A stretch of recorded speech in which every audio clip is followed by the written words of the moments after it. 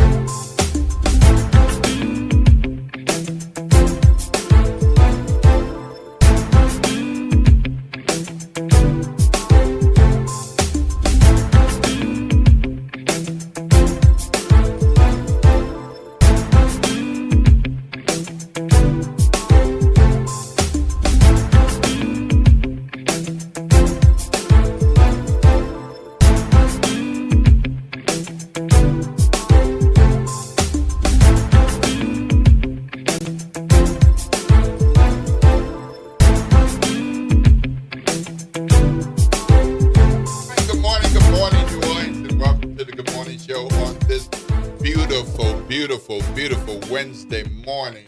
I am Will Sutton, and with me today is Oliver Thomas. OT in the house. Man, happy Thanksgiving Eve. You kind of like being here yesterday. Man, I had a good time, man. Yeah. The people commented, "Welcome back," for the moment. I got a lot of cool. Well, I actually enjoy this, and like I said during the campaign, I learned a lot from the public. I did. If I did well in any area, it was because of the ability to listen to people here. The time I was a host, to put those concerns back out and share what I think is important to them. So I want to thank everyone who listens, man. But give us a call and talk to us, man. I always like it when people engage because I know I'm smart enough to know I don't know everything. Same here, man. My dad used to always tell me that. Whatever little bit I've been able to do is because I ask other people questions. And you do. In the middle of the night, text. Oh, come on, man. During early in the morning, vacation. Help me with this. Help me with this. Help me with this. Look, Will's one of the few journalists who'll ask you, he's like a lawyer, he'll ask you a question. Now, he didn't already figured it out. All he really wants you to do is verify it. But that's smart. Because so many... Come on, it's not always that I haven't figured out. So many journalists today write so much wrong stuff. They write so much, and they don't ask. I might have an idea, but I want to know what's your take. Yes. What's your take? That's what I'm saying. That's the book of Will Sutton. Hey, bro, what you think? Now, this is how you should think, but I won't see what you think. That's all right. We're not always going to agree, but get some different perspectives. Yes, you do. Since I do write opinion columns, kudos to you for that. I have to write my opinion, but it's not like I'm always right. No, but I am one black man with an opinion. But one black man with opinion. You will insert. Yeah. You'll cut it up, I'm not jazz it up, and you'll add some you put some cut on it. Well, it's not a news story. Yeah. I'm not trying to be balanced. So now I might include some facts, of course. Yes, you do. But also I'm going to provide some background and some context. Just as I did recently on all this HBCU money going to Xavier, $38 million. Yeah. Wow. Except 1% of all HBCU's endowment assets equal 1% of the PWI. Yeah. It's a lot of money. Yeah. And it's going to be very, very helpful. But let's back up. It's nowhere near. Let's back up Harvard and think about this. And Yale and Princeton. Yeah. And I just want Ohio people to think State about it. Let's be happy, but LSU. Let's have some context. That is absolutely correct. Yeah. And that's what you do. This is good, but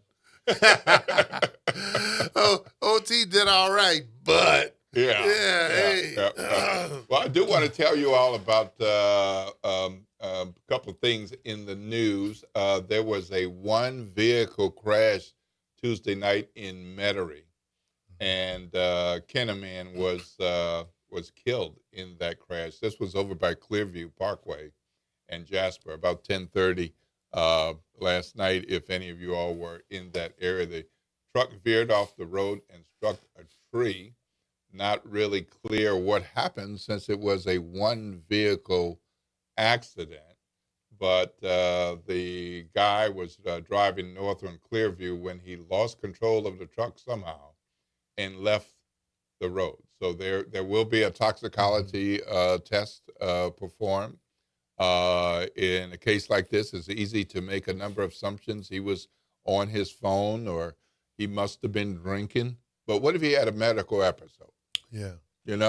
So we don't know. Yeah. And that's why police that's do fair. Investigation. But investigations don't really matter anymore, man. With social media, right? And the digital age, it's like people are innocent or guilty before anyone ever really knows. Yeah. Yep. And that's one of the issues today. People will run with stories that are nowhere near the truth. You don't have all the facts. And a lot of times it is not even that person, but somebody said that somebody said. Yep. Yeah. Well. And I didn't share this one with you all earlier this week, but it happened over the weekend, and I know a lot of people were caught up in this traffic over in the Crescent City connection when a man died in a multi-vehicle crash driving a Toyota Camry westbound, HOV lane. This was like 3 a.m. Sunday, but even 3 a.m. Sunday is really still Saturday night for some people. In New Orleans. You trying to go. This New Orleans. There was a crash with a Volvo S60, and the guy was exiting the vehicle and attempting to flag down traffic. So he was okay, Until he got out of the car. Bad move. Yeah. And we've seen that. We've seen another vehicle. Yeah. Crescent City That's Connection. not new on the connection. Is not. That's happened before. Not the greatest place to No. be walking around. It's not. So Wow, sorry man. for him and that his guy family. and his family, but Yeah. please, folks, Crescent City Connection, drive. Yeah, don't get out your car. Well, don't get out the car. Yeah. Don't get out the car. Don't get out your car Yeah, until don't get somebody out the comes car. to get you. Yep, absolutely. Well, it's 7:11 a.m., and this is the Good Morning Show. You got Will Sutton and OT in today. We're going to go to break, but remember, you're hearing our voices, but we do have a talk line. We would love to hear yours. 504-582-9422, 504-582-9422. And happy Thanksgiving Eve to you and your families, man. Yesterday was my mother's birthday. Hey, happy birthday. Our heavenly birthday. Yeah. You know, and we used to always get a double dose, because there were times her birthday would fall on Thanksgiving. Right. So- Well, but So for T. those of us Mama who have Nettie, lost Mama, we parents, miss you, we love you. they may be up in the heavens, but we Transition. still acknowledge their birthdays. No doubt about it. And Still acknowledge their birthdays. No doubt about it. Hey. Without them, there'd be no us. Hey. All right. This is WBOK, 1230 a.m., what New Orleans is talking about. All day long. baby.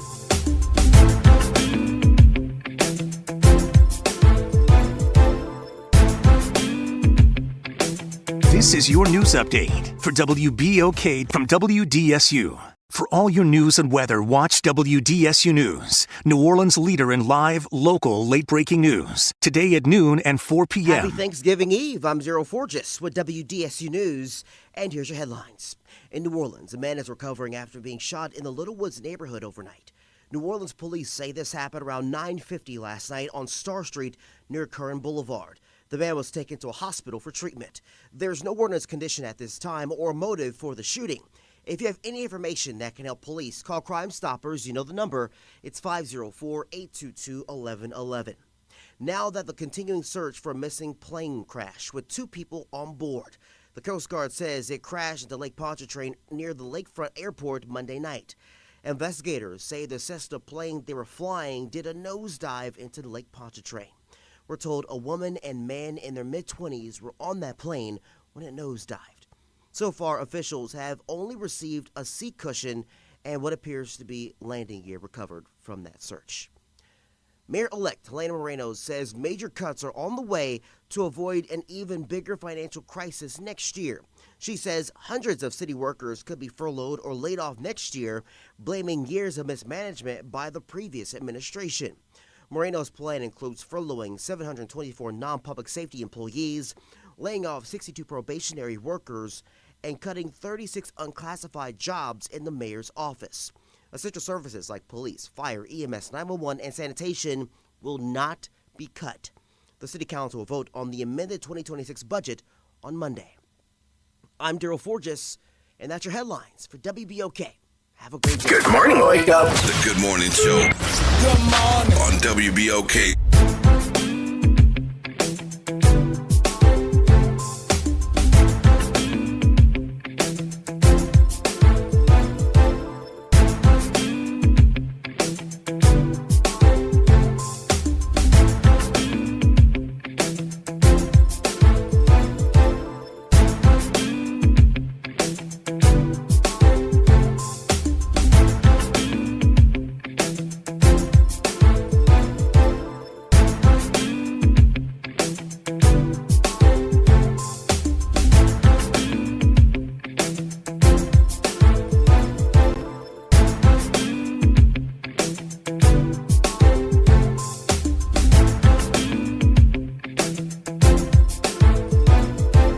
Good morning, and welcome back to the Good Morning Show. You're listening to Will Sutton Yes. and Alva Thomas. OT. in the house. Back again. All right. Well, we got some other news I want to let you know about. There were a couple of people who were killed in a crash on I-55, and That's one of those things where you're going somewhere, you don't know what's going to happen, and then boom, because there's no way three people. I can't imagine three people were responsible for the three vehicle crash, but three vehicles, two of them dead. One of the victims was Lula Kinchkin, 88, of Hammond, and they hadn't identified the other victim, but this was an SUV crashed into the rear of a Honda CRV. In the rear of it? Yep. And this was in St. John the Baptist Parish. And after hitting the Honda, the Infiniti crashed into a Nissan Maxima. So there had to be some speed. Oh, man, you ran into the back of a car. Yeah, had to be some speed, and then engulfed in flames. And the 88-year-old was a passenger, taken to the hospital and died from there. So, and again, of course, toxicology reports will be run, and we'll see what happens there. Right. There are a lot of other things going on, not the least of which is what are we doing with the city budget? And so we got a city councilman here. Yeah. Might as well ask him, man. But we approved the payroll yesterday. The big news yesterday was that Mayor-elect Elena Moreno has put forth an amended 2026 budget proposal, and it includes quite a bit of cuts and some different kind of estimations of where revenue will come from. Cuts, furloughs, and revenue enhancements. Yep. So the shorthand, my shorthand on this is that this has been weeks and weeks of the normal budget process that City Council and the mayor go through as required by the charter, and to adopt the budget December 1st. Right, and it has to be done. So now, essentially, we have a new budget, or significantly amended budget proposed budget, and it still has to be approved by December 1. So there's much less time to go into it the way that City Council does every year in the fall, to say, come before us, tell us about the budget you had, the budget you want, tell us what your needs are, tell us, that kind of thing. Yeah, well, it's interesting in that there's still an administration. Yes, there is. Right? So there's some kind of different things happening. Yes, there are. Now. And it is almost as if in many ways the current administration is ceding some of its power and responsibility. Doesn't have to. And doesn't have to. Mm-mm. Now, don't know whether that's a good thing or not. Right. But I do know that I had a meeting with our budget chairman and someone who's leading this for the transition team, Councilman Joe Giarrusso, yesterday, and gave me the document. I marked it up, had a bunch of questions about it. He attempted to answer some of those questions. There's still some uncertainty, but the one thing that I do know is that the crisis is real. And, I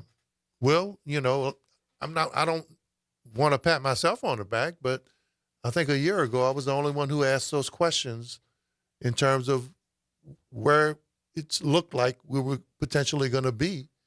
And each question that I asked a year ago, the former CAO basically said that wasn't a concern. I asked some of those questions again. The words that I used were, is this ghost money, or is it real money, or are our projections going to cause some hardship or harm? And I was told no. So, but there's something about experience and taking a look at it and having access to people like Jim Singleton and understanding budgets. Mm-hmm. And I just had a feeling a year ago that there would potentially be some dire straits based on some of the things that were happening politically and financially, and some of the underestimations and over expectations. Well, the projected expenditures $948 million. Projected revenue. That's without the capital budget. So Yes. people know that. Yeah, the projected revenue $725.6 million. Deficit $222.4 million. So we went from 65 to 80 to 100 to 120 to 160 to 222 plus $1 million. Yeah, it was deficit. One of the most hurtful things yesterday, especially about part of this job, was I had a couple tearful employees call me yesterday evening. They were not expecting this, so it seems like it's getting even worse based on the conversations from the current administration and then based on some of the transition work from the incoming administration. It seems to be even more dire. Now, are they painting that picture so that, the expectations are less and, and the ability to under-deliver or over-deliver?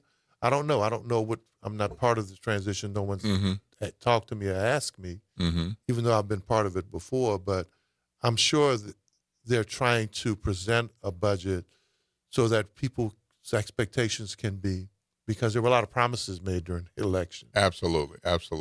Bold promises. Yep. And it's immediate now. We know immediately that none of these promises can be met, as well as a lot of people are going to be victims of, in many cases, what some may call financial mismanagement or irresponsibility. Absolutely. We got a caller. Good morning, Don. You're on with Will Sutton and Oliver Thomas. Hey, good morning, Don. Yeah, good morning. Good morning to you both. Happy Thanksgiving Eve, Big Don. Yeah. And between the two of y'all, I think you got about 14 decades of experience. Listen to you. Oh, man, all I can tell you, seven scores. Yeah, but seven scores. Just use one word, Don. Just say "oh." No. Yeah. I was talking to Brother Will the other day. They got over 500,000 of our citizens and elders, 80 and 90 years old, still employed. Some That's right. By choice. Some, they say they still have something to offer, which I do not. Yeah. Well, let me say this. The black community is one of the few places where in many cases, we hold your age against you, whether you're too young or if you've reached a certain age. And when I look at Congress and the U.S. Senate, Will and I are some young folk. That's for sure. That's absolutely correct. So I don't agree with that. I do. OT, sorry. I do. Black community. Everybody dump everything on the black community. From these types of thinking to tires. Yeah, I got examples. You know what I'm saying? Jackie Clarkson versus Jim Singleton. Yeah, because we come from a history of elders and oral history, and the elders, was appreciated. The narrative when Jackie Clarkson was running or being elected as an older person was different from the narrative around Jim Singleton or Dorothy May Taylor. People talked about their age. That's a fact.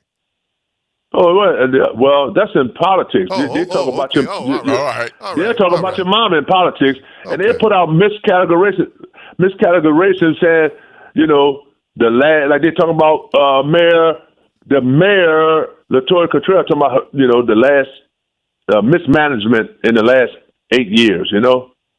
I didn't hear budget shortfall, but that's the same thing in Houston and L.A. New York. Politics is vicious. But Don, you're on to something here. Do you know? And I was talking to someone the other day. I'm doing a study of city budgets, right? And there was an interesting report a week ago on one of the world news. And I know you keep up with world news, not just some of the local stuff.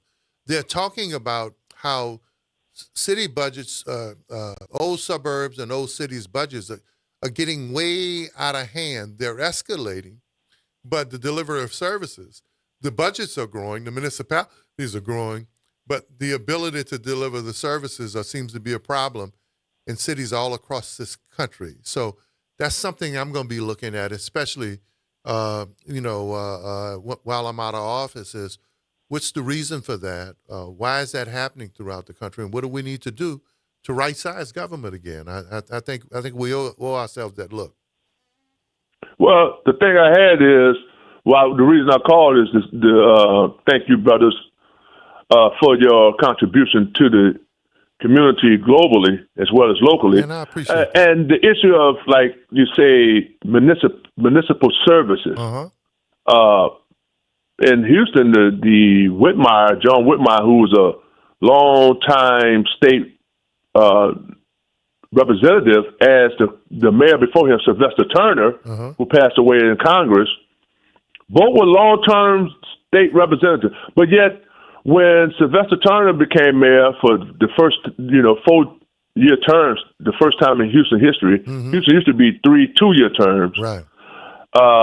He came in and lambasted all what Sylvester Turner did, but yet he turned around and gave police a 36% raise, and now he's talking about budget shortfalls. Budget. Sylvester Turner was one of the best managers. He had one of the best municipal reputations. When you look back to Conference of Mayors and public officials, Sylvester Turner, the firm I worked for, we actually had an office there. Houston was ideal.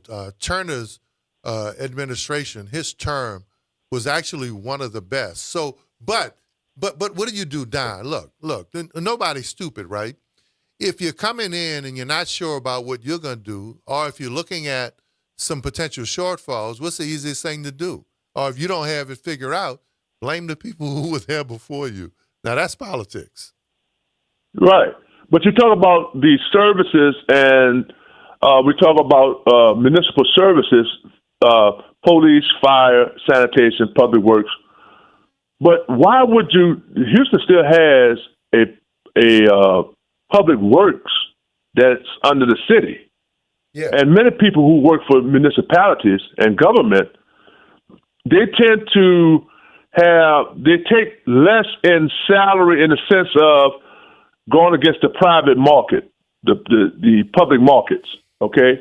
But they take, let's say if you can go in the private sector and make $75,000, you may work for the municipality or government, state, local, county, or parish government or federal government.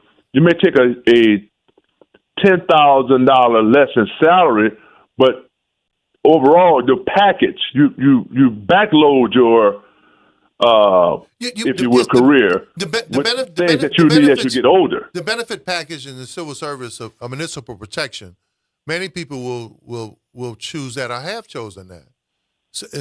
Right. And especially if you're BA down to high school or certified in certain areas, they've been doing that for decades.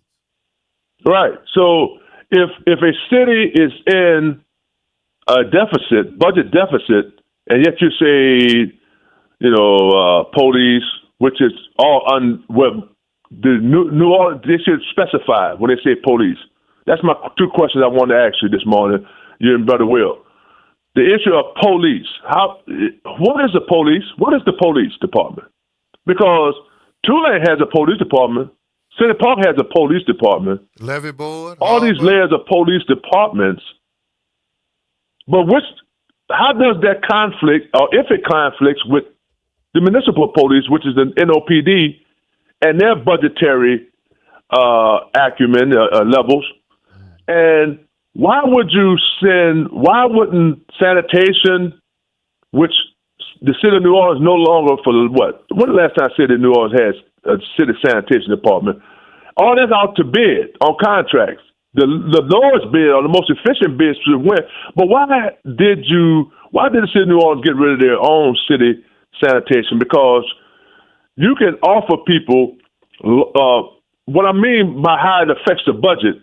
If I can project the cost out, let's say you work for the city under the city charter, you're an employee, and I can project your salary for 30 years. that would avoid budget conflicts for sanitation. But if I put it out to bid, so let's talk about it then. All right. Don, 1 year you can have a $50 million contract. Next year your contract, the bid go out to $75 million.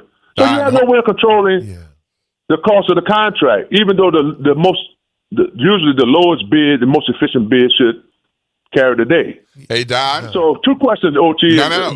Don. What is actually the police? Who is the police? Okay. Don. Yes, sir. Don, hear me out. Hear me out.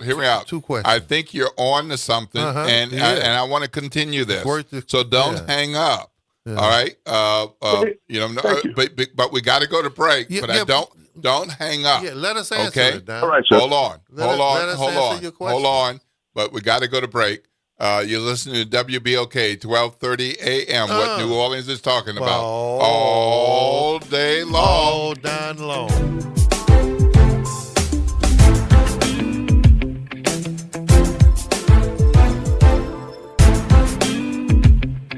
This is your news update for WBOK from WDSU. For all your news and weather, watch WDSU News, New Orleans' leader in live, local, late-breaking news. Today at noon and 4 p.m. Partly cloudy and breezy today. Also a little bit on the cooler side. Highs only rising to 68 to 71 degrees. Lows for tonight falling to 39 to 48 degrees, so a big cool down is on the way. Then, if you're out on the water for today, there's a small craft advisory, so choppy conditions are expected. For your Thanksgiving, though, highs only into the 60s, so expect a big cool down. For the WDSU First Warning Weather Center, I'm Raven Richard. Hey, everybody, it's Graylin Bryant Banks. And Kimber White Dupree. From the front porch, y'all. You know how we do. Every Monday is Moving Monday. And Tuesday is Trivia Tuesday. And y'all know we have nothing but bad cheering coming through here on Wednesday. But stick with us. On Thursday, we travel. That's right. And Friday is Free Your Mind Friday, so get your brass up. Something on your mind? Want to get it off your chest? Holla at your people. WBOK 1230 AM, station you listen to all day long. Tired of the impersonal, one-size-fit-all style of banking? You deserve a bank that delivers exceptional service and personalized attention to your needs. That's the Home Bank Standard. Since 1908, Home Bank has been a trusted financial partner for businesses and families because we go the extra mile to help you reach your goals. See for yourself why Home Bank is good for business, good for life. Stop by any New Orleans area location or find out more at home24bank.com. Home Bank, member FDIC. An official message from Medicare. Couple more minutes and we'll start this month's book club. You know, I usually love a plot twist, but this year I'm comparing my options during Medicare open enrollment. You can't assume your current health or drug plan is the best one for you. And you gotta make sure your drugs are covered. That's important. So is saving money. Review all your options at Medicare.gov. Open enrollment ends December 7th. Paid for by the U.S. Department of Health and Human Services. Visit DePaul's new Algiers Health Center at 2801 General de Gaulle Drive to receive primary and preventive care for both adults and children. Services also include behavioral health, imaging, and on-site pharmacy, vision, Medicaid enrollment assistance, and more. For appointments, visit DePaulCommunityHealthCenters.org or call 504-207-3060.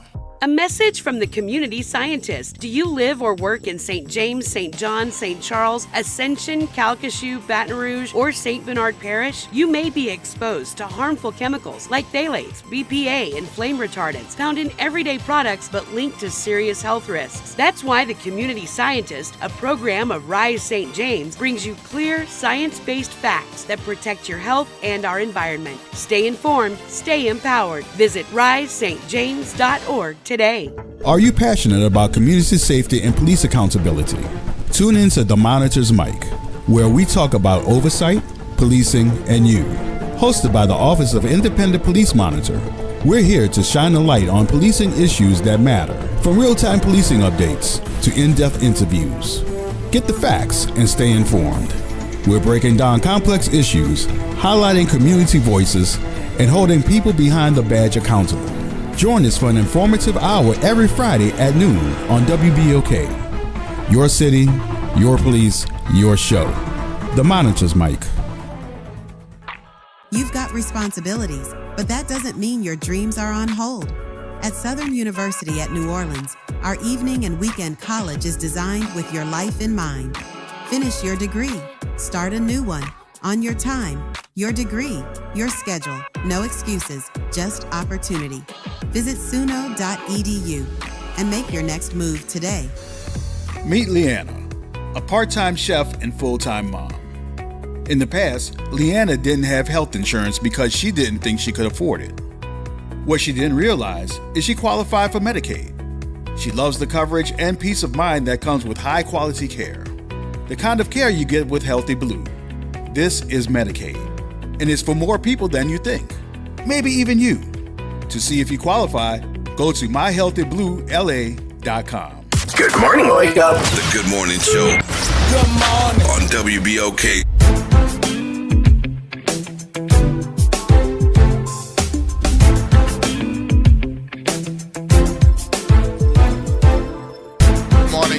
Good morning, and welcome back to the Good Morning Show right here on WBOK. The voices you hear are Will Sutton and OT, Oliver Thomas. Morning. Happy Wednesday, everybody. Yeah, well, we're in conversation with Don, and we're into some good stuff.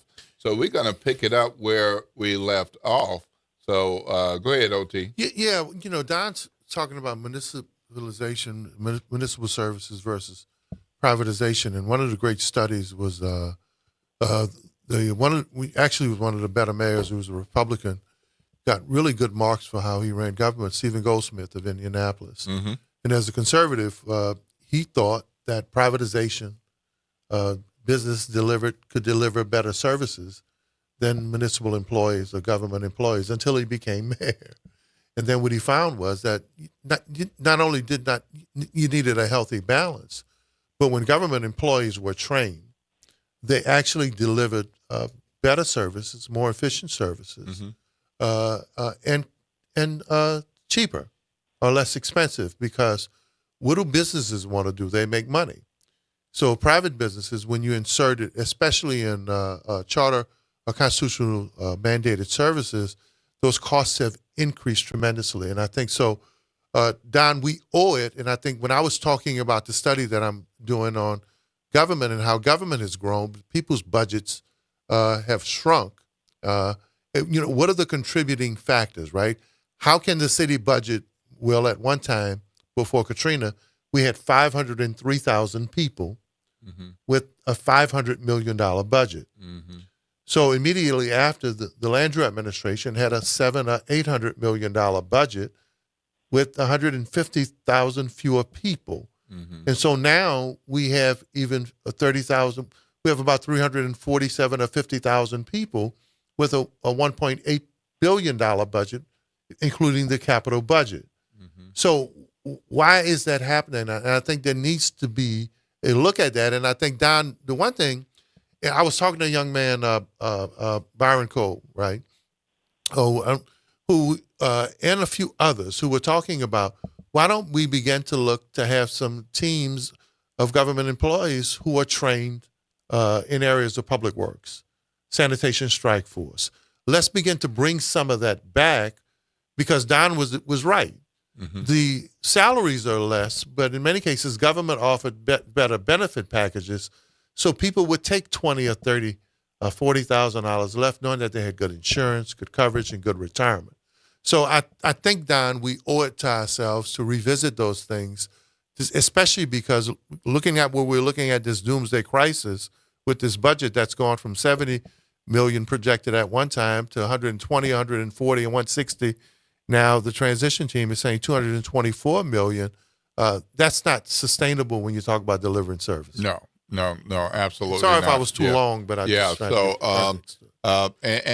and then there's what people are owed for working for municipal government over time, and what the citizens expect. Yeah, right. And so all of those are things that cost money, and not many people are in the business of having a profession, having a career, having a job, and year after year want a pay cut. Yeah, and I said one of the most hurtful things was me yesterday talking to a couple of CRY employees who are tearful, who have families, who are wondering now that they were noticed yesterday. This is a reality. Elections matter. Yep. A new administration earns the right to run government. You voted for the incoming mayor. Now she has the right to govern and set up her government the way her and her team sees fit. So that's the consequences of elections. Let's hope it works out at some point. Let's hope there's a deep dive that we're talking about here, or that Will is talking about, so how we can right-size it, how we can have the right components, how we can look at contracting versus in-house services. I think we'll do that and know that right now, because the government's budgets are getting out of whack, but people can't count on trash delivery. They can't count on public safety. They can't count on transportation. They can't count on infrastructure fixes. They can't count on the lights being on or flushing their toilets. And that's not good for anyone. Right. So does that answer your question a bit, or at least provide more context, Don? Yeah, always, and that's a beautiful thing. And one thing I want to say that Mr. Oliver Thomas said was retraining. Will they're talking about layoff? Mm-hmm. What it would be in place for them to be retrained or receive some type of services? I don't know if they receive severance pay packages, but what services, i.e. the state or city, that will help people find new positions that's open? What is the impact of, what is the purpose of tourism? Question, Don. What is the purpose of tourism? When you have millions of people come to your city, what is the purpose of tourism to the benefit of that toured metropolitan area? Don, those are two great questions that all right. Let me try to answer them publicly, right? As a historian of the city, or somebody who studied it, when I came back home, the one thing Jim Singleton, Dorothy May Taylor, and the elder Jojo Russo would require of staff people was to study the city, right? And not just to serve or work there, but understand what was and is, so you can kind of figure out what will be. During the Bartholomew administration, when there were massive layoffs, for folk who remember that time, there were a couple things that were done. Jim Singleton and Jojo Russo worked with the administration to create a collections team that went out there and collected money. And I don't know why the news or the media isn't revisiting this, but it was a concerted effort to say, hey, look, we got this money owed out there.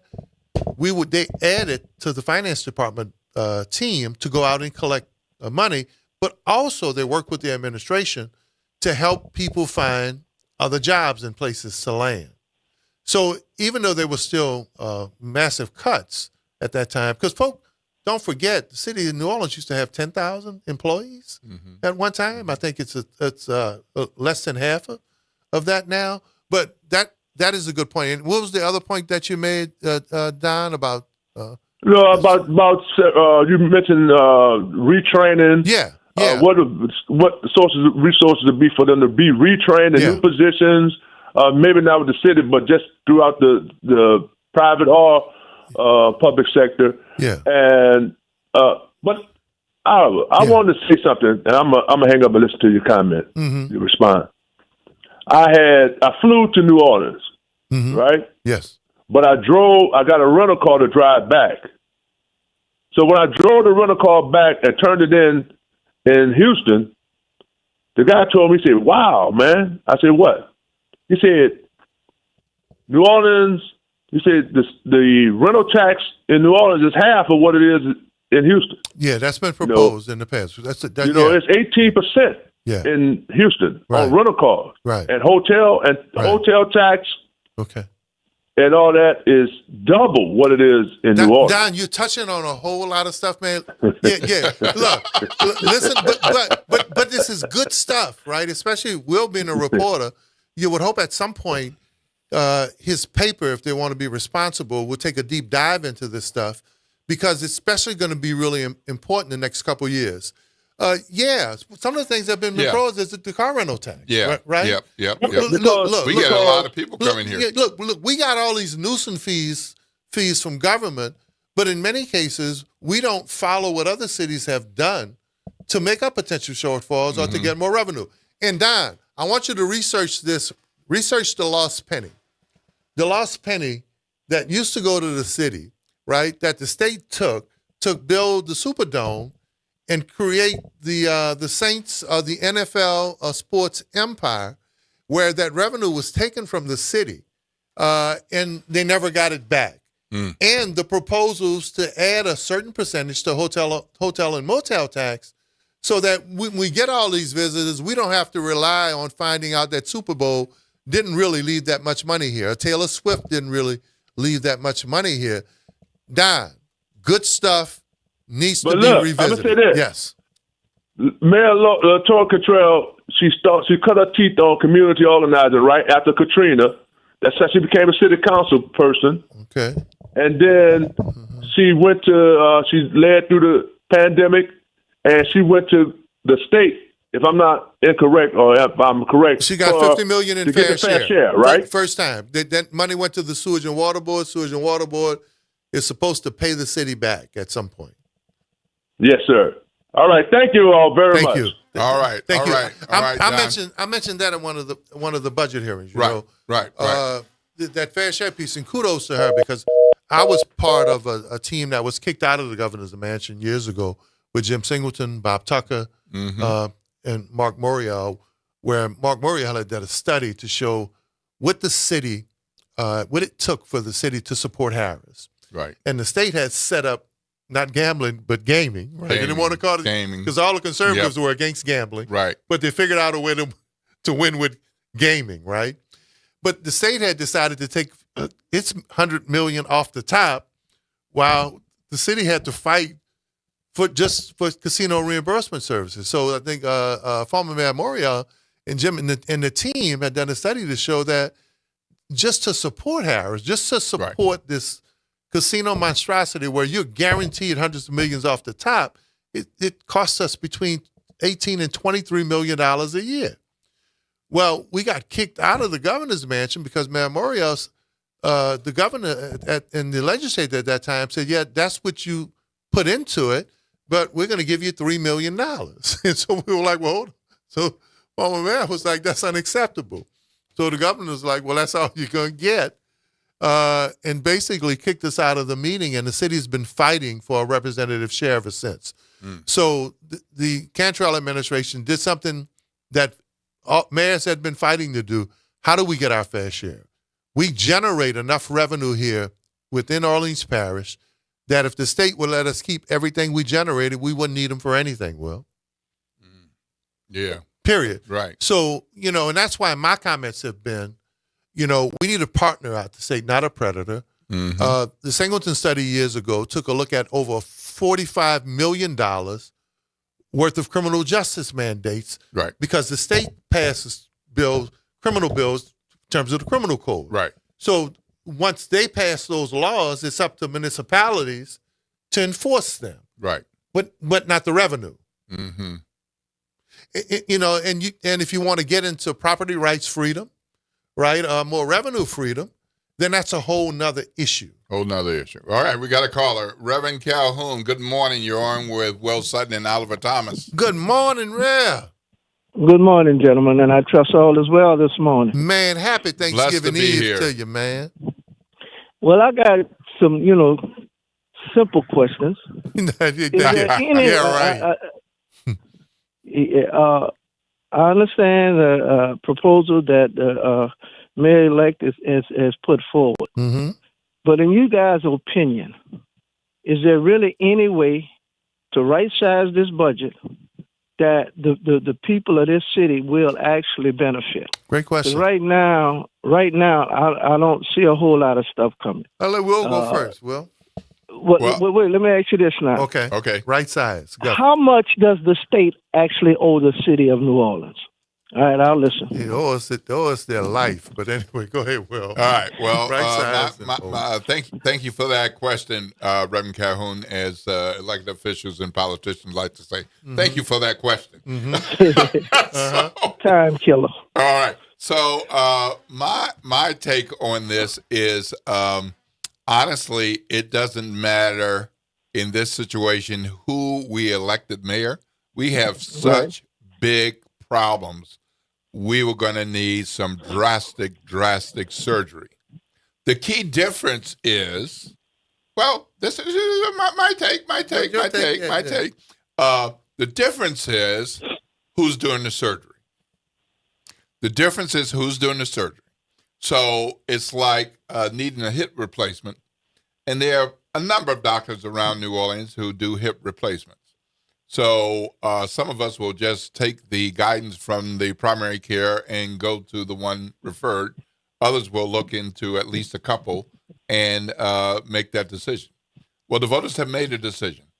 And so now we're in a situation where we have a very short turnaround to assess and evaluate this revamped budget, because it must be approved by December 1. I want to be careful. I heard you, OT, and I'm hearing you, Reverend Calhoun. But when I hear the phrase "right size," sometimes I think it has implications that we don't necessarily mean, because right size almost always means cut, cut, cut. And in the context of black cities, it usually means us. All right? Us as municipal employees, us in terms of support of our community organizations, us in terms of the those who are the poorest among us, who might get less, if not nothing. So what I hope we'll see is that there will be a very quick assessment of what are we talking about with this revamped budget, because I know it's Thanksgiving weekend, but the city council does not have a legislative choice. December 1, a budget must be approved. And so that's not much time to look through this. And right now, we have several pages of a summary with some amended budget proposed, adopted, actual numbers, but that's not a traditional budget proposal. So we need some specifics about the budget proposal, and city council, who we elected, in addition to electing a mayor, needs to go through not just these several sheets, but a detail of the proposed budget. Make any adjustments and suggestions, because then this becomes the budget that the mayor is supposed to live by in consultation with city council in terms of, kind of moving forward. Oh, no, all right, let me try to answer your two questions. First of all, Will is right about right size. What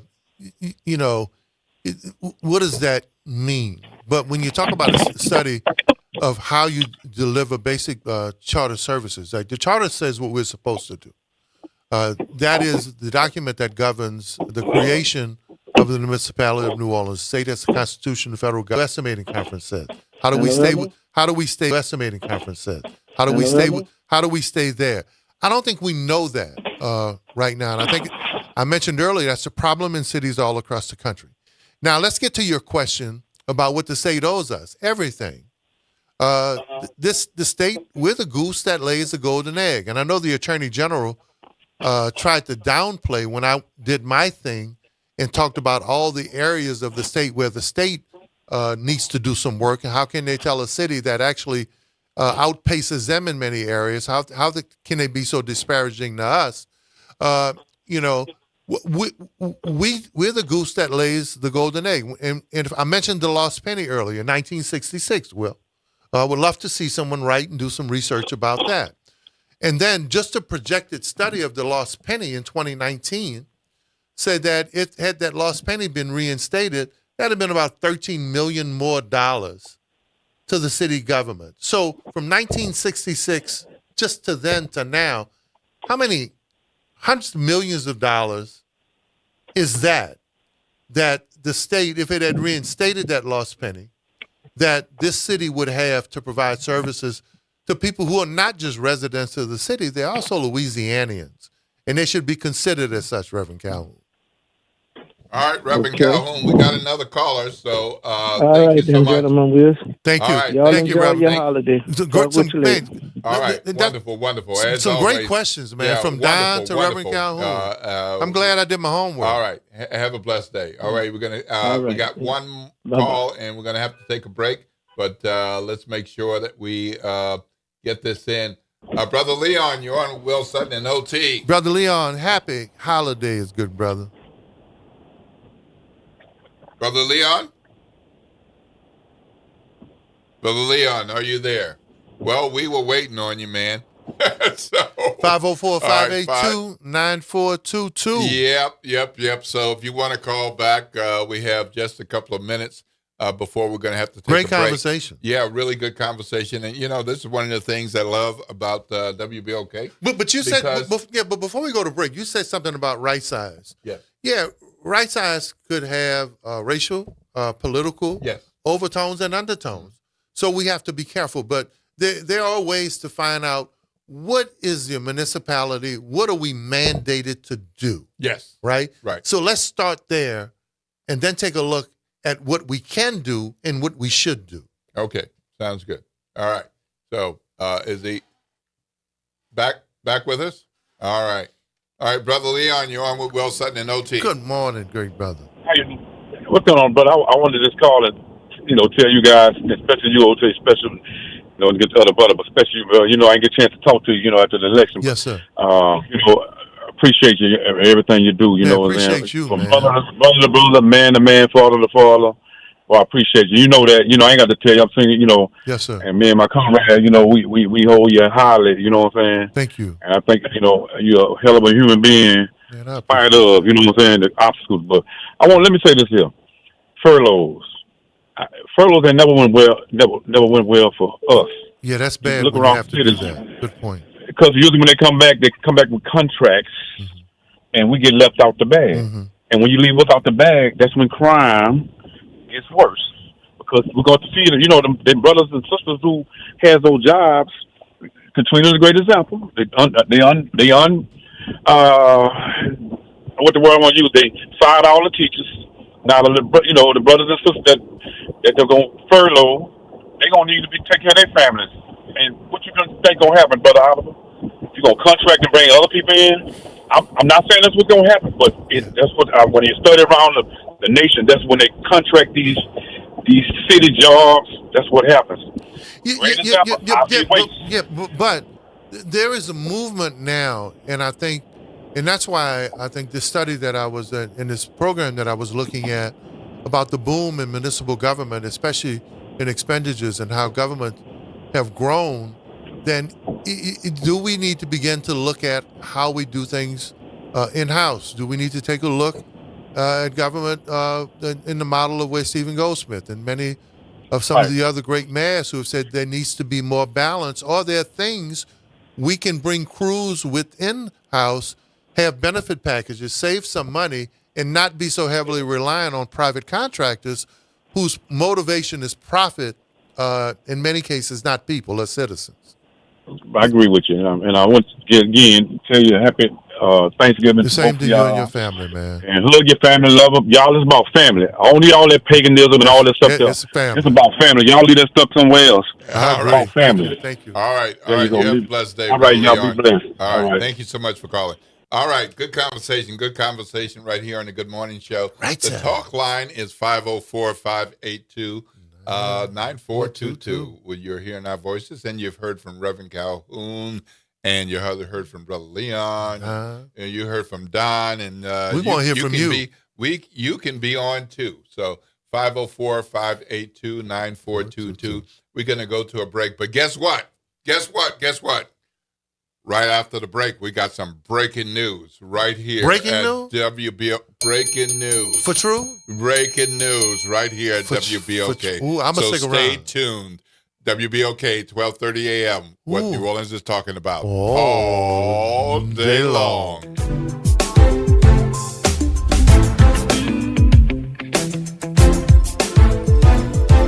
This is the Bloomberg Black Business Beat, brought to you by FidelityWealthManagement.com. Rich Paul has his fingers in a lot of pies. And one of his most recent ventures is in clothing through his sportswear brand, Clutch Athletics. Paul tells Bloomberg that working on clothing and sneakers indulges interests he's had going back to his childhood. I was always a kid that really loved the detail and everything. When I bought shoes, when I bought clothes, I really looked at the detail, the messaging that was in it. And when I identified with brands, a lot of it came from the stories that was told. And if I didn't like the story, I didn't align with it. Or if it didn't align with me, I didn't purchase. And so my experience comes from a very authentic place. And all the different projects he works on under the Clutch umbrella connect back to one of his biggest passions. They're all intertwined. They're all connected in a lot of ways. It all leads back to sport. I'm Bloomberg's Justin Milliner on the Black Business Beat. With Fidelity Wealth Management, a dedicated advisor gets to know you and your goals to build a comprehensive plan to help grow and protect your wealth. Backed by a team of specialists, they'll analyze all your accounts, even the ones they don't manage, to keep an eye on taxes and provide proactive portfolio insights that can help you unlock your wealth's full potential. Learn more at fidelity.com/wealth. Investment minimums apply. Fidelity Brokerage Services, LLC. Member NYSE SIPC. On the golf tee, it's Skechers World Champions Cup. Watch it live December 4th and 5th on ESPN and ESPN Plus, 12 to 4 p.m. It's PGA Champions Tour golfers from all over the world. Team USA versus Team Europe versus Team International. Watch it live December 4th and 5th on ESPN and ESPN Plus, 12 to 4 p.m. The competition will be tense, but feet will be comfy. Tune in to Skechers World Champions Cup. Final round of golf on Sunday, December 7th on ABC, 1 to 5 p.m. The New Orleans Jazz and Heritage Foundation is the nonprofit organization that owns the New Orleans Jazz and Heritage Festival presented by Shell. With the funds generated from Jazz Fest, the foundation invests in Louisiana companies through economic development, cultural enrichment, and free educational programs. To learn more about what the New Orleans Jazz and Heritage Foundation does, please visit www.jazzandheritage.org. This is The Law in Your Legacy. I'm attorney Pete Hamilton. I'm attorney Ryan Hamilton. Comparing the cost of will, successions, and trusts. A will might only be a few $100s, but your family could end up paying more in legal fees. Trust costs more upfront, but saves time, stress, and potentially thousands. Think of it as paying a little now to avoid a big bill later. Smart planning means big savings for your family. This is not legal advice. That's just a tip brought to you by Liberty Bank and Trust. For more information, go to libertybank.net or contact us at 504-915-5016. Every year, the lights return to City Park, and as if by magic, so do we. Families reunited, kids wide-eyed, old memories meeting new ones. Celebration in the Oaks is more than a holiday tradition. It is where New Orleans comes together to shine. Don't miss the magic.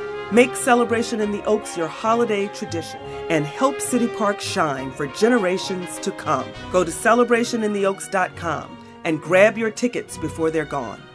WBOK New Orleans, home of the Good Morning Show, 7 to 9 a.m. weekdays. This news report is brought to you by New Schools for New Orleans. I'm Bree Wood with BIN News Now. A former Campbell Soup employee is suing in Wayne County, Michigan, claiming he was fired for exposing a VP's hour-long rant. He has no filter. Oh, just pure disgust. Robert Garza says the exec made racist remarks, admitting coming to work high, and claimed Campbell's uses bioengineered meat and 3D printed chicken. A black former University of Virginia student has been sentenced to 5 life terms for killing 3 black football players and wounding 2 others in a 2022 campus shooting. Christopher Darnell Jones Jr. pleaded guilty and will be eligible for parole at 60. And the Browns will stick with rookie QB Shedeur Sanders as starter, even with Dylan Gabriel cleared from concussion protocol. Sanders, a 5th-round pick, made history Sunday as the first Browns rookie since 1995 to win his debut, leading Cleveland past the Raiders. Get BIN News Now on demand 24/7 on the iHeartRadio app. This is Dr. Jaquil Ross, the host for Talk That, NOLA Education, brought to you by New Schools for New Orleans. On Talk That, we'll be focusing on the amazing work of educators and students happening inside and around public schools in New Orleans. Our school communities are full of so much talent and promise, so let's talk about it. This month, we'll be joined by Jamar McNeely, Jarrell Bryant, and Dana Peterson for a discussion focused on the importance of black men in education. Also, we will hear from Kathleen Harris, Dr. Sheila Guidry, and Dr. Kelly Jordan to talk about how NSNO and NOLA Public Schools are supporting a growing growing English language learner population in our schools. Following that, we will have a conversation with a few representatives from NOLA Public Schools to talk about the upcoming enrollment window for school year 26-27 using the New Orleans Common Application process. So tune in to Talk That, NOLA Education, every Monday at 12:30 p.m. on 12:30 a.m. To learn more about NSNO and our programs, visit newschoolsforneworleans.org. Good morning, wake up. The Good Morning Show. Good morning. On WBOK.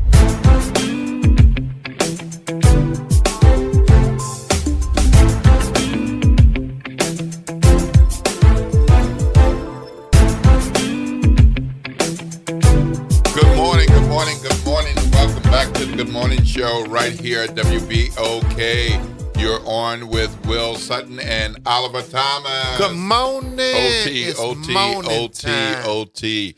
Well, you know, one of the wonderful things that's been happening this fall is that billionaire philanthropist and Mackenzie Scott. Yeah. Jeff Bezos' baby mama. Yes. Well, that's true, but she's been on her own for a while, and she's got billions, and she's got billions, and she's been saying, "I'm going to give it away," and she's been doing it, man. God bless her. And she has, and thankfully, HBCUs have been on that list. Yeah. And just recently, there was the announcement about the $38 million gift to Xavier University, which was a second.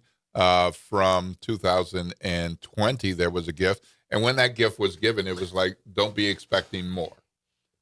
But then there was more, and it was much more. And we got breaking news right now. Yep, and we got breaking news because Dillard University is receiving $19 million from Ms. Mackenzie Scott. And we got on the line Dillard University President Monique Guillory. Good morning. You're on with Will Sutton and OT. Madam President. I like saying that. Couldn't call Kamala that, but I can call President Guillory.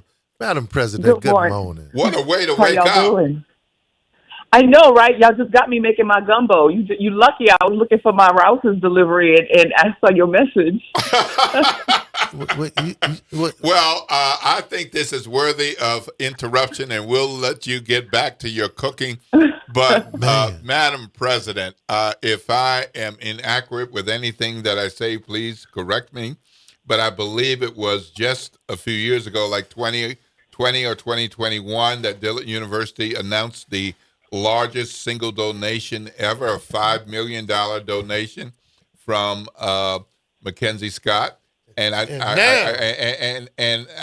don't think there's been a larger one since, but maybe there has that I'm not aware of. But now, $19 million to Dillard University. Isn't it wonderful? Largest it really gift is. in the 156-year history of the Jewel of Gentilly. Yeah, maybe I'll get a scholarship now. Yeah, you can apply. Put it in. Yeah, we're so grateful. You know, it is, and what a wonderful gift to receive just before the holidays.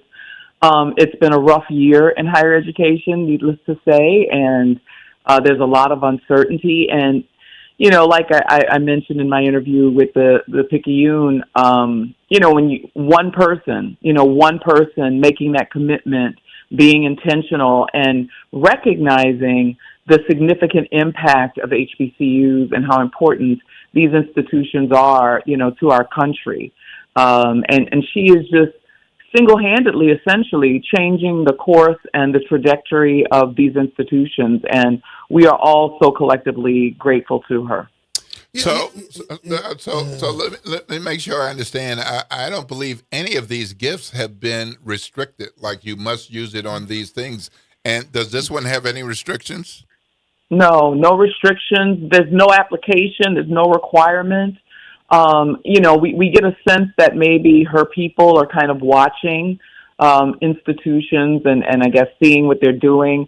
But it does seem like she went back to a lot of the institutions that she had provided initial awards to and upped those considerably, which is just so remarkable. I mean, when you think about these institutions and how important they are in our history and in our current moment, we've always relied on this kind of philanthropy to get us going, you know, but we've never had this type these types of resources at our disposal. Never. None of us. I would say Howard might be the closest one that came, that comes close because of its proximity to D.C. and its relationship with a lot of federal initiatives.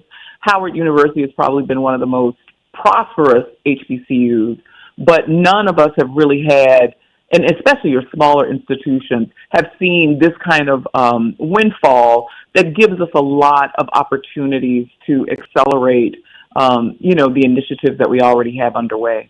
Yeah, it's an unrestricted gift. I think it's part of a $740 million package of philanthropic donations to HBCUs. So first of all, kudos to her.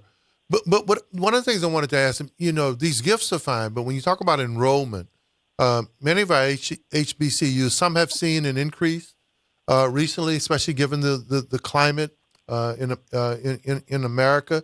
But there's a specific demographic that we've talked about here. Black males over the last 40 or 50 years, the enrollment has dropped drastically in colleges and also in HBCUs. How are you going to target, especially urban environments, to get those numbers back up, especially given the facts that we know the CNBC report in February of 2024 on the nation's economy said black men and boys are missing from the nation's economy. The Brookings Institute report, where Marco Rubio and Kamala Harris served on, said that black men and boys are facing crisis in the face of every social institution. They didn't say some, they said every. Are you going to be looking at that population? Because I think it's going to be very difficult for our community to be whole if we just focus on half. Madam President. Absolutely. Yeah, so just to clarify that also, enrollments for all men is down in higher education, not just black men. Okay. Women have been outpacing enrollment for men in colleges and universities for several years now. And as you know, as many of our, there are a lot of statistics out there to demonstrate that African-American women are some of the most educated people in the country. Yeah, but a black man with a degree makes about the same thing as a white male with a high school education. Right, and that is absolutely, given our mission, we certainly will be looking at initiatives to support the increase in attracting more African-American men to Dillard.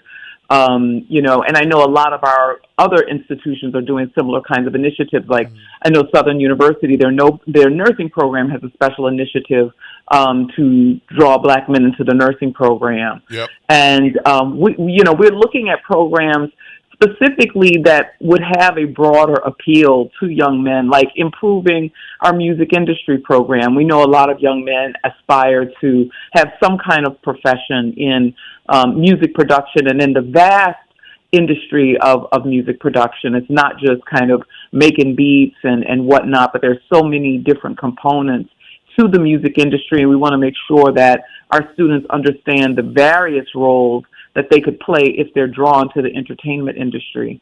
And at Dillard specifically, we are looking at new pathways into the teaching profession.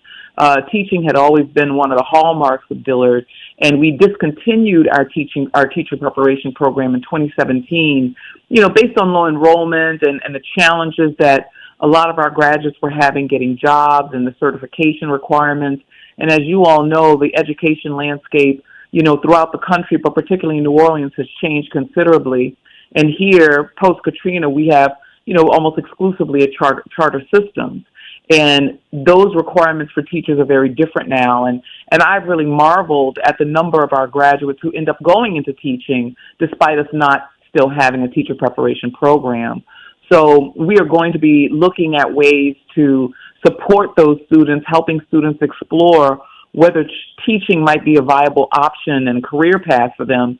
And incidentally, we've seen that a lot of our male graduates have been drawn to teaching. My son is 9, and he goes to Audubon Gentili, and his 4th grade teacher, shout out to Mr. Fulton, is a Dillard alum and a teacher at Audubon Gentili. So we'll be exploring that as well. These are where some significant needs are, and given the shifting demographics, not only within New Orleans, but in various professional sectors. There are new opportunities to explore how we might attract new students into those disciplines where perhaps a few years ago it wouldn't have been viable. So this is unrestricted funds. Have you and the board chair or the board talked about how to use that money? Are you going to put it all in investments and use the throw, or are you going to use some of it for immediate needs? Have you had any decisions about that? And some of it to advertise here on the Good Morning Show with WBOK. There you go.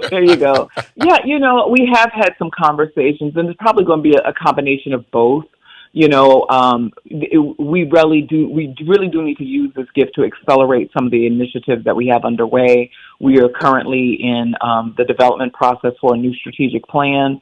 And as we think about, kind of this 3-year runway for Dillard, we absolutely want to take this opportunity to leverage these resources, accelerate some initiatives that will enhance the student experience, our infrastructure, making some changes there. Mm-hmm. We just opened a new $41 million residence hall just on the border of campus. And that's requiring us to kind of spruce up our existing residence halls, in comparison to these new spaces. Beautiful and so we'll be working on that as well. Yeah, I was just at Dillard for the lunch. And thank you guys for what Nick Harris does and with the senior community. And it was some of my greatest times during the year, actually going when the students and our senior population have those lunches. And you guys are leading the way in having those mixed events with elders and college graduates. And the last one the other day was just really a wonderful event. Thank you, President Guillory, for that. Yeah, absolutely. And I'm so sorry I missed that. I knew that was happening, but I was off campus at the time. And you're right, they're a lot of fun. And, we do envision ourselves as a community, and we want to do more to bring, the surrounding community, our neighbors, onto campus. Everyone comments what a beautiful campus we have, and we're so blessed to have this really gorgeous space. And we want people in our community, particularly those neighbors in the Gentilly community, to feel like this is their campus too. And so it's always just really delightful to welcome folks to campus for lunch. And we're going to be doing more programming along those lines. Well, I know that you have a lot of great things going on there. And I know that with the Mackenzie Scott Foundation that there's no application process, but they kind of lurk around a little bit. But it's always wonderful when you get that call to say, "Can you keep a secret?" Yes, we can keep that secret. Yeah, and then because I believe you can't announce these things until the money has been received. Is that correct? Correct. Right. That's right. You can. So that means with this announcement, it's coming. This is not a promise. This is not a 5-year plan or a 10-year plan over time. You've got all of this money in Dillard University accounts. And, I know you keep building the team. And I'm sure that when Mr. Odom was hired as Vice President for Business and Finance, he didn't know that $19 million would be coming to the university. And he can say it's because of him. Yeah, right. Yes. We will certainly attribute it to his good karma and his presence. And, we're really happy. He's rounding out our senior leadership, our executive leadership team, and we're just ready to go. We are looking at a renaissance for Dillard University. I'm so humbled and delighted to be doing this work. I'm from New Orleans, first president of Dillard from the city, and I feel phenomenally blessed to have this opportunity. I'm cooking gumbo for my family that's coming to Thanksgiving tomorrow. Wonderful. What more could I ask for? And so just really humbled and grateful, and just keep looking out. We have more good news coming from Dillard. All right, I'm going to give you one last thing. That's what happens when you get a qualified homegirl. Good things happen. Oh, there you go. See, St. Mary's. Absolutely. St. Mary's Academy. The St. Mary's Mafia. Absolutely. So when you get this kind of money, you have the opportunity to give a 30-second pitch for why folks out there should consider Dillard University for their sons, their daughters, their nephews, and nieces.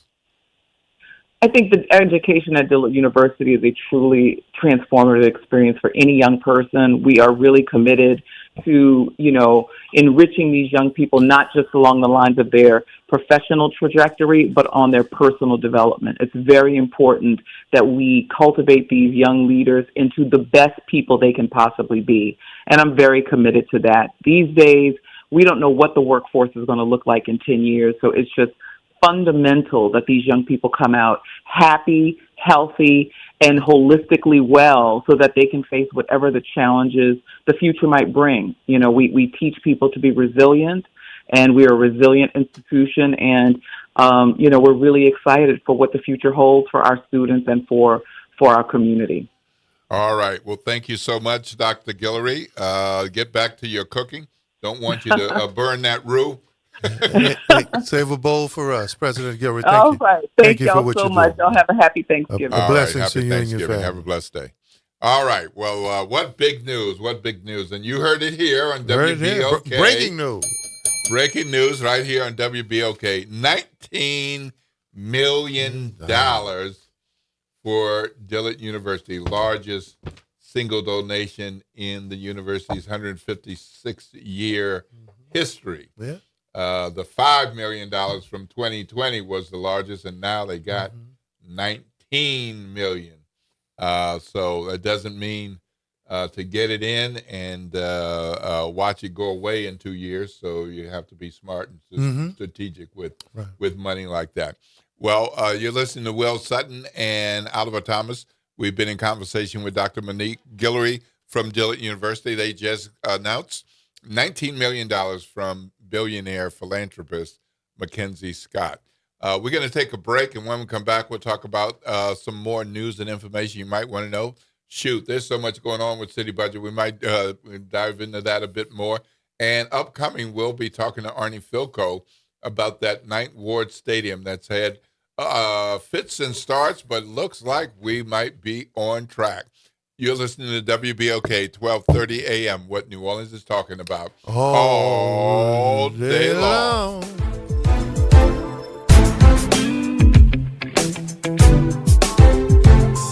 This is your news update for WBOK from WDSU. For all your news and weather, watch WDSU News, New Orleans' leader in live, local, late-breaking news. Today at noon and 4 p.m. Happy Thanksgiving Eve. I'm Zero Forgis with WDSU News, and here's your headlines. In New Orleans, a man is recovering after being shot in the Little Woods neighborhood overnight. New Orleans police say this happened around 9:50 last night on Star Street near Curran Boulevard. The man was taken to a hospital for treatment. There's no word on his condition at this time or motive for the shooting. If you have any information that can help police, call Crime Stoppers. You know the number. It's 504-822-1111. Now that the continuing search for a missing plane crash with 2 people on board.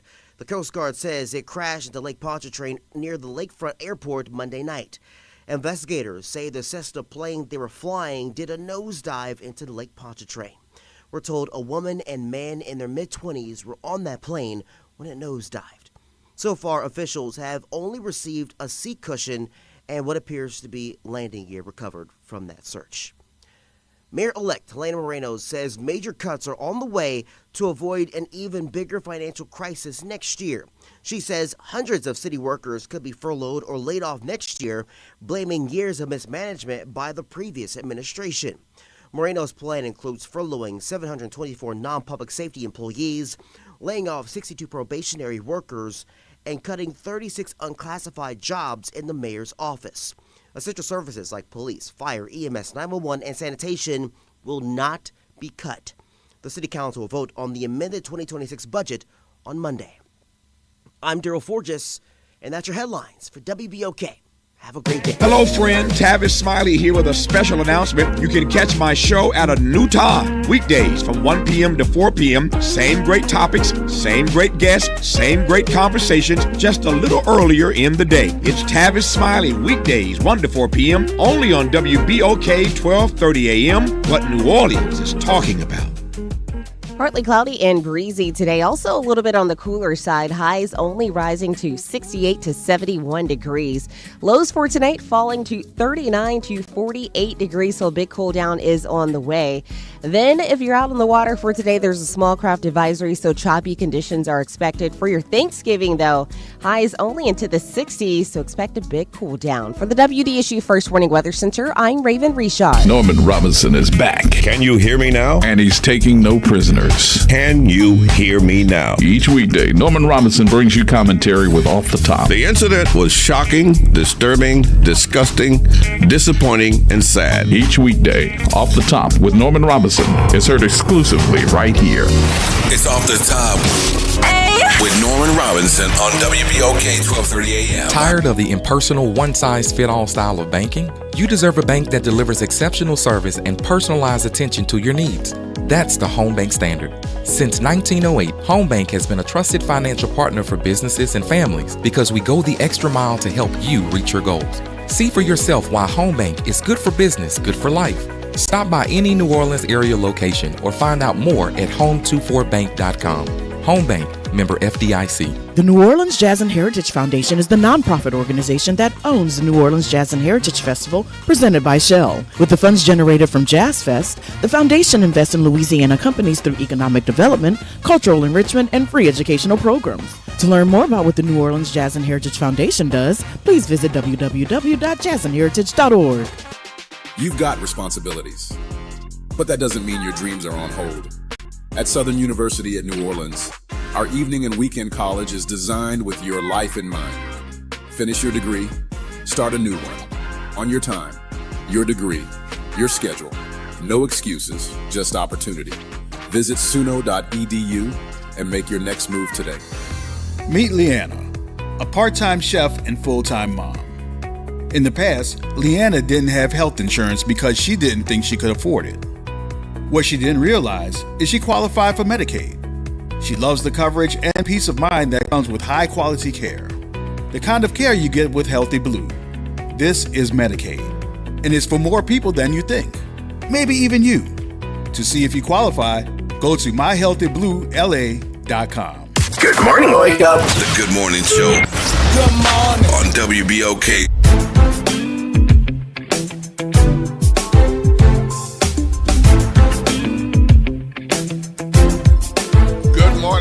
Good morning, and welcome back to the Good Morning Show. You're listening to Oliver Thomas and Will Sutton right here. And we'd like to hear from you, of course. The talk line is 504-582-9422, 504-582-9422. What wonderful, wonderful, wonderful news about Dillard University. Breaking news. $19 million. And y'all heard it here. Heard it here first. Heard it from the president. That's directly right. From the president. That's why you need to listen to WBOK 1230. Absolutely. You don't know what might happen. So was that on the schedule? No, it wasn't on the schedule. Right. But who'd she call? And I may even pop up. Okay. All right. Who'd she call? Will Sutton. No, WBOK, man. Who you going to call? Ghostbusters, WBOK. All right. So we've got... I mean, that's just wonderful news. Very happy for Dr. Guillory, the board, and the students, faculty, and staff.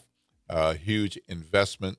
I'm sure they will make the right calls with what to do with that money, but it's clearly a great chunk of that, if not all that, needs to be invested. It's good for New Orleans, not just Dillard. It's good for New Orleans. That's right. Absolutely.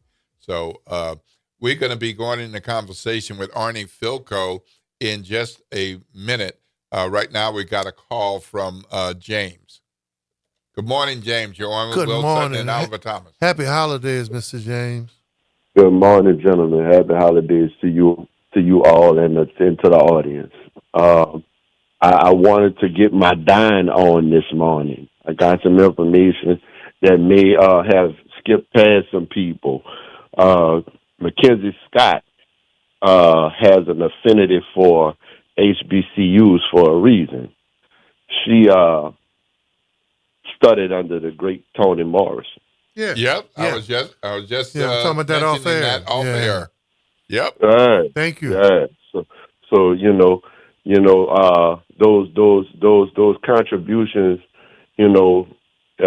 throughout history that we have, maybe sometimes in the shadows, they come to light.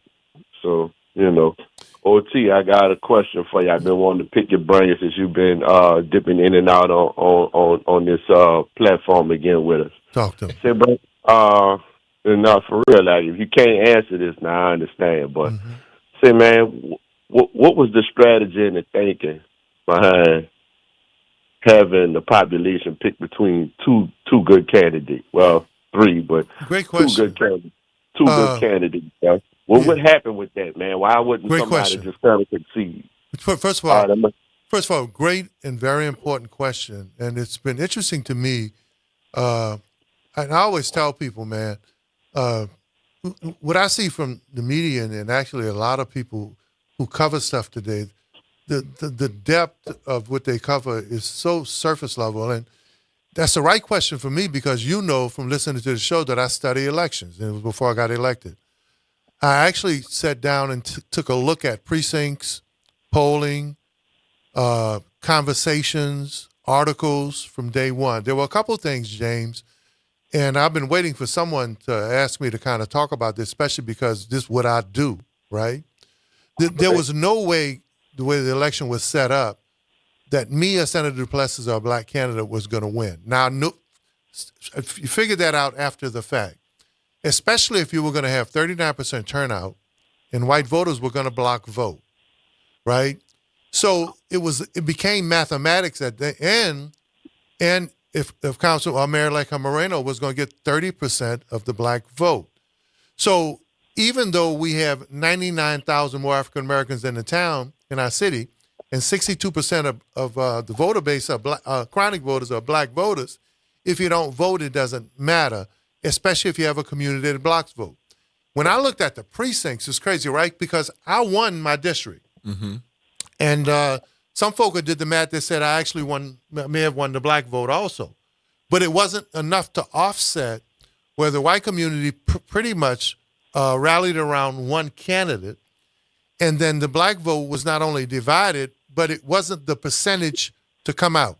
When I sat down and studied, and guys, I'm doing this as an analyst now, right? So just kind of listen to me, bear with me. When I studied, I'll give you an example. I had parties in Lakeview with very prominent people for me. It was standing room only, yard signs. They helped in the campaign. But James, when I went back and looked at those precincts, I got 2 votes, 3 votes. Right. So even though they were nice to me in that room, they had already made up their mind, even though they had a yard sign up for me. They had already made up their mind. And then when you had, and this is a really important piece, thank you for asking that question. And I'm the only kind of person who deals in this kind of minutia who can answer. Well, one of who can answer it. When major African-American officials endorsed the new mayor-elect, it did 2 things. It added to the 30% that she already had, but it also told voters who may have questions about wanting to vote for me or Senator Duplessis, if they didn't want to choose, they stayed home. Wow. Okay. Well. Great, man. First of all, thank you for answering that question, because this election deserves that type of a look. It was this election is going to play a major role in where the city goes the next 16 years, probably. Yeah, we know. I think this audience knows. I think the city is aware, and did I help it out with that answer? Oh yeah. I really thought that it was some infighting or some type of trivial decision to not back down or give way to to another person in both. Look. Some of that was what did the Chinese diplomat say years ago to the African American businessman in terms of how our community lacks unity? There was not a sense of purpose or unity or consensus with anyone. Not like they used to get in a room in the days with Dutch and Jim and Johnny and Sidney and those guys. Those things did. It has y'all a plan. Correct. Listen, those things did not happen. Those things didn't happen. And you have to give the mayor-elect credit for starting a campaign and coalescing and putting together a coalition where that would keep the white community solid, but and that's all part of the competition. I competed my whole life. You win, you lose, right? But it was a brilliant strategy in terms of not just divide and conquer, but to also create confusion amongst folk who didn't want to choose between me and another black man. All right. All right. I have one last closing statement. One last closing. Real quick. I'm out the way.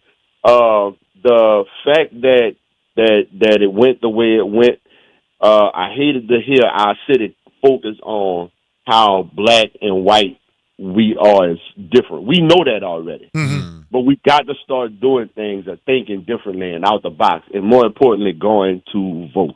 All right, I'm going to back out the way. Great point. Thank you. Thank you for the question, man. All right. Thank you, James. Have a blessed day. Uh-huh. All right, let's segue on into talking about the Carver High School Field of Dreams with Arnie Philco, former city council member, former Saints executive, and host of Let's Elevate right here on WBOK with Cary Grant every Tuesday, Wednesday, and Thursday. Good morning, Arnie. You're on with Will Sutton and OT. Hey, good morning, gentlemen. How are you? We're doing fabulous. If we were any better, it's a beautiful day. Yeah, if we were any better, we'd be you. Yeah. So I hope you heard the news about Dillard University, $19 million.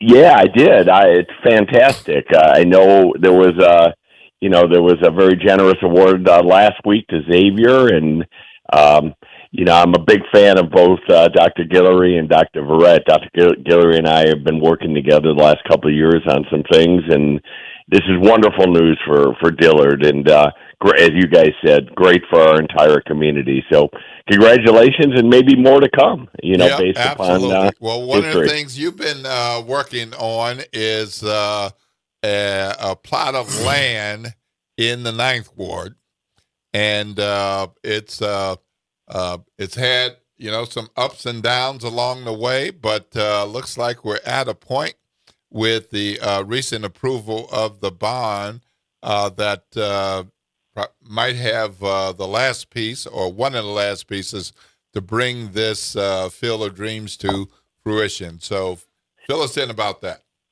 Yeah, sure. Well, just a little history. This project actually goes back to just a couple of years after Katrina.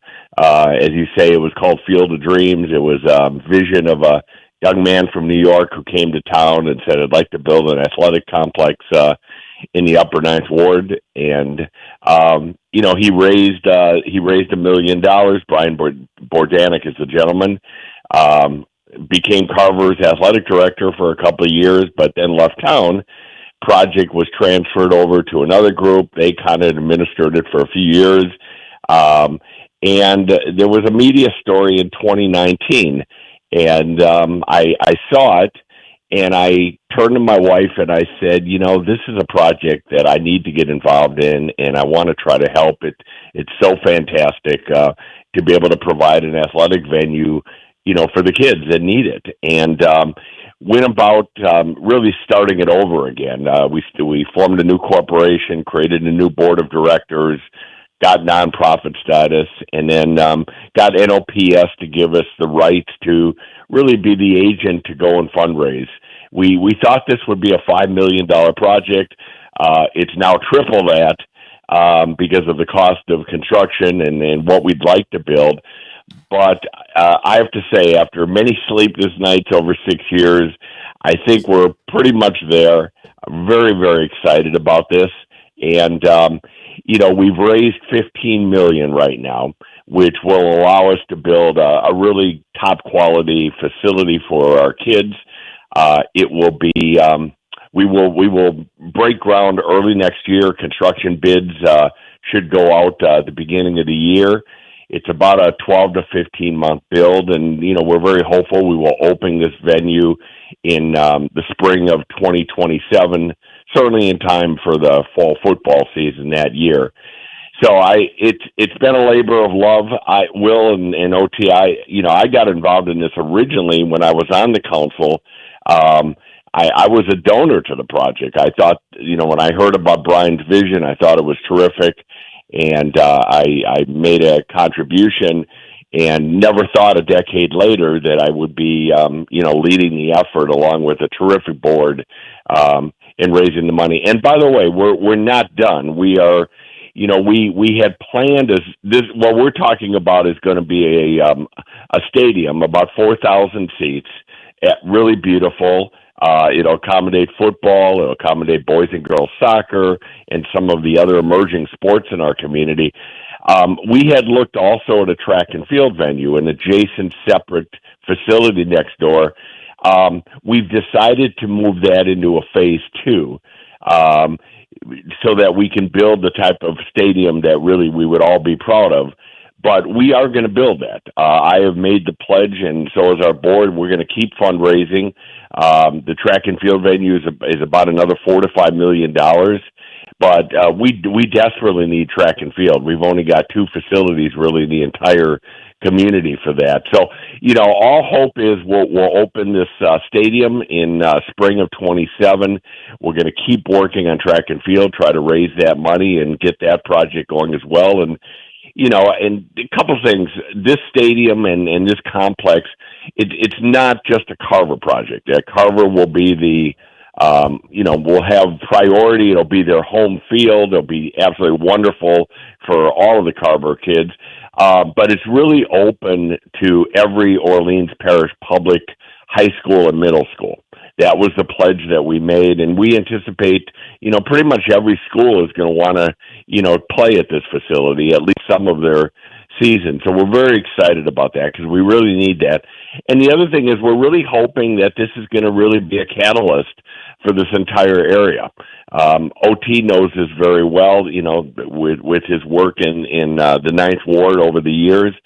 The upper 9th Ward is one of the least developed areas, but it's starting to see some really positive things. And we believe this stadium could be a catalyst of, bringing thousands of people every year to the venue, seeing the neighborhood. And I think you're going to see some small businesses open up and some other things that follow. So again, very, very excited, and can't thank the community enough. The bond referendum was overwhelmingly approved. We were in there for $3 million for the stadium as part of our $15 million total, and we've sold naming rights. By the way, we'll announce that in a few weeks as soon as the contracts are signed, and we're just going to keep going. We really want to build a total athletic complex and get this track and field venue up at some point in the next couple of years as well. So. Couldn't be more excited, and very appreciative again to City Council and our city, our federal government. Troy Carter helped us. Our state legislature helped us. Candace Newell and former Senator Bowie and former Senator Peterson were incredibly helpful.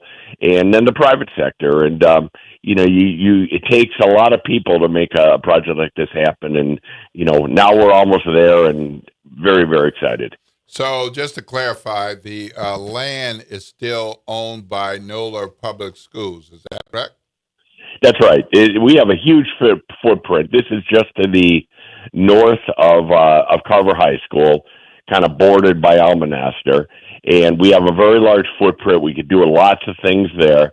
And NOPS is the landlord. They own the property, and they are the ones that gave us formally the right to pursue this project and to raise the money for it. But it'll be it'll be owned by NOPS. Also, NOPS, under the agreement we have with them, is responsible for maintenance, which is a huge issue, as we know in New Orleans. They will be putting out the bid early next year and request for qualifications, an RFQ for a top-notch operator. And we've had some pretty good discussions already with a couple groups that have expressed interest. But, who operates and making sure they maintain this facility, that it doesn't go into disrepair, those are going to be very, very important issues as we go into the future. And, of course, there are a number of high schools that play at Pan American and, I'm drawing a blank over in City Park. Pan American, Morris Jeff. Right. Joe Berman. Joe Brown. Joe Brown has that facility. Brown. So Victory Field. So, we look. In other parts of the country, you've got almost every high school has some kind of athletic complex with it. We don't do that in New Orleans for historical reasons and for land reasons. Right. We have limited facilities. I mean, for football and soccer, basically it's Joe Brown on the East Bank. It's Joe Brown. It's Pan American. Once in a while, it's Gormley. That's a very large stadium. Yeah.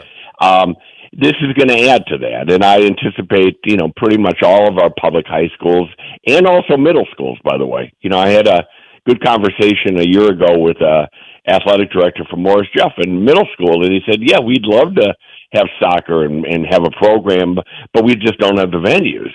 And so we're gonna provide a great quality venue, and we anticipate a lot of these schools are going to want to play, and we also hope to accommodate, to help NORD, with some of their programming. That was part of the agreement with the city is where we could fit it in. We'd love NORD to have an involvement there, and also just the community. When you want to do a community event and you need a facility like this, hopefully we can do that. So lots of positive coming down the road here, and again, this was a very unique project because we started from zero, and we got the federal, state, and local government and private sector all involved in helping us. And, to the private sector, we still need your help. I mean, we don't want to give up right now. We have a chance to build this track and field venue, and when we do, I mean, we are going to have one of the nicest athletic complexes really anywhere in the state. But the issue in New Orleans is especially in the Ninth Ward, is never been about land. When you talk about population times availability and vacancy of land, that's really the only one of the few places in the metropolitan region where there's available space. But when you talk about the history of schools and athletics, Texas, Arizona, Nevada, and other places, many schools have their own home court fields. Boys and girls have their own gyms. Right. Girls have a gym. The boys have a gym. So indoor and outdoor. So when you, but our school system grew out of, there was only one municipal school district in the city of New Orleans, and that was Uptown. Mm-hmm. So as the city grew, they expanded opportunities for education, but not recreation and organized sports. And we're one of the few cities that has not capitalized on club sports or travel sports, like baseball and soccer. Baseball and soccer, we're missing out on millions of dollars. That's why the Bayou Phoenix project is so important. It's one of the successes of the Lario Sports Complex there, is that they've taken advantage of this growing industry around travel sports, around soccer, AAU basketball, private clubs, and private baseball. And this venue gives us an opportunity to do that. But the thing I'm most excited about, and hopefully finally we'll have a groundbreaking, is that it becomes a foundation for the redevelopment or reinvestment in that area over there, which has some real significant, the Desire Thrive Center, where Pastor Chuck Morris operates, Delgado Sidney Collier, the new Carver campus. So this adds a real good shot in the arm to an historic community where you've seen Desire redeveloped, but a lot of the infrastructure that doesn't encourage investment are matched to people who live there. Yeah, I think that is one of the really positive stories of this project is, the community has rallied behind it for years, and now we're starting to see other things develop with it. And I truly believe, you hear people say a lot of times, well, it's going to be a catalyst for other things. I really believe that, when people start coming to this area, and with a complex like this, you're going to have thousands and thousands every week coming, to the Upper Ninth Ward. I think it's going to create some economic opportunities and some development. So, we'll obviously that'll be monitored by the community, but you got to start. And those assets that OT just mentioned, along with this project, along with some other things that I've been hearing about. Some of the Saints players have been very, very active in this area and want to do some more things. So, we will see. But what I can definitely say is we are ready to build at the beginning of the year, and can't wait to early 27 get this thing open. And the other thing I wanted to say, OT is right. We have some potential assets in this community that are phenomenal. The Bayou Phoenix project, we're all friends with Troy Henry. I am so excited because my kids all played, soccer and baseball, and the idea of what Troy is building in the East, where you have, again, tens of thousands of people and families coming to play soccer, to play baseball, should be very exciting. And one of the projects that a lot of people don't know about in our community that I take great pride in, because I was on the council at the time when we led this, is we have a Major League Baseball youth academy in Pontchartrain Park. We are the only city in America that doesn't have a major league team that Major League Baseball awarded us with an academy. And Eddie Davis and his team do a phenomenal job out there teaching boys and girls about baseball and softball, but even more importantly, sports broadcasting and sports law and some of the off the field things that people can create careers in. So again, we have a lot of really good things happening in this city, and we got to tout it a little bit and make sure people are aware of it. All right. Well, thank you so much for joining us today, Arnie. Before we let you go, you got anything else? Can I tell just one more quick thing before I get off? Please. You guys may know this, but 5 years ago we started a program with the Leah Chase family called the Starting Block, where we take young boys and girls in high school and put them through a curriculum to learn about careers in sports. We're just starting our third cohort. So it's closed at this point. But as part of that program, we are bringing back an initiative that I'm very proud of, a civil rights and sports trip that we've done more than a decade's worth of in New Orleans. And on January 17, we will be going to Selma and Birmingham and Tuscaloosa, combining civil rights and also sports civil rights and history. It's a phenomenal trip, and we've reserved about 20 to 25 spots for the community on top of our kids from the Starting Block. So if you are interested, it's an all-day trip, Saturday, January 17, just before MLK Day. Go to www.thestartingblocknola.com, www.thestartingblocknola.com. You can sign up for it. It's first come, first serve, and your son, daughter will absolutely love this trip. They'll learn about civil rights. They're going to go to Rickwood Field, which is the oldest baseball stadium in our country. We're going to have some great people on board with us, like Leona Tate, who a lot of us know, and others telling the stories. So, free trip. We'd love to have you, and just go to the website and sign up for it. All right. Well, thank you very much, Arnie Filko, and have a wonderful Thanksgiving with your family and friends, and we'll see you soon. Thank you, Will. Thanks, OT. Happy Thanksgiving to both of you. Happy Thanksgiving. All right. Have a blessed day. God bless. All right. Well, big things in that part of the Ninth Ward. Long overdue. Yeah. Long overdue. Well, I mean, anything that hadn't been done is long overdue, especially when you talk about disparaged communities. So, yeah, it's good to have folk discover or rediscover communities where people live, right? So, yeah, that what I like most about this effort and this investment. But then what we have to make sure of is that because of this investment and because many communities are being discovered or rediscovered again, that the investments are part of supporting the people who are there, right? And making sure that they're there, because what's happening in the inner city of New Orleans, the way people are being pushed out. I mean, if you look at Central City right now, some of the areas around Mid-City, indigenous communities are being flipped out, but because they're not affordable, because people can't afford the insurance. So hopefully at some point, state officials will give us some relief on insurance. And for folk who are out there, breaking news here, the city council and the mayor don't have a damn thing to do with insurance rates. not a damn thing. And so all of those questions from moderators in the press about that is the state's responsibility.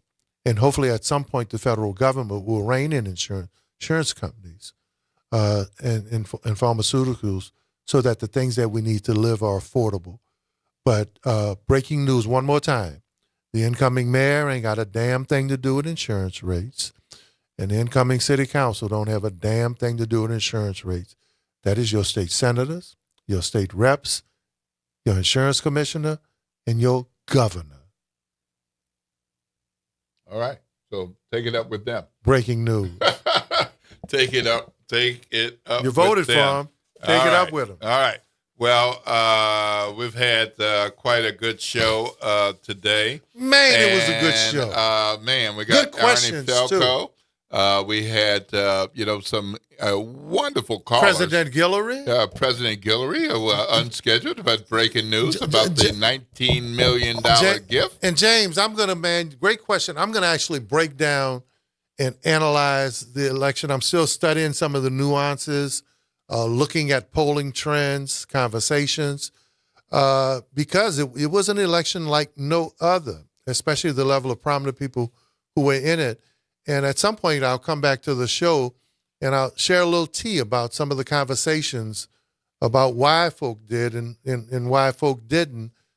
Just as a host, as I said, it's a talk show. In a talk show, you do what? Yeah, talk. You talk, right? But there was some deep things, as well as we'll be following the budget when I come back. There's some deep conversations about, I've talked to budget experts of ghost money versus real money. And what's proposed and what is. And so I'll be looking forward when I'm available to share some of that kind of stuff with the great Will Sutton. Well, we've got a lot of work. You all have a lot of work between now and December 1, because December 1, there I got will a lot be of a work vote. between 9 January 9th. Okay.